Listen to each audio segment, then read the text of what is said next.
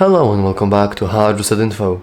In this video, I will show you how to see screen time on Android 2025. Let's begin.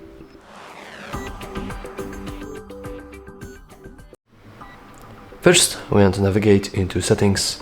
Then you want to scroll down a little until you will see a section called Digital Wellbeing and Parental Controls. Now let's click on it. And here we have our total screen time.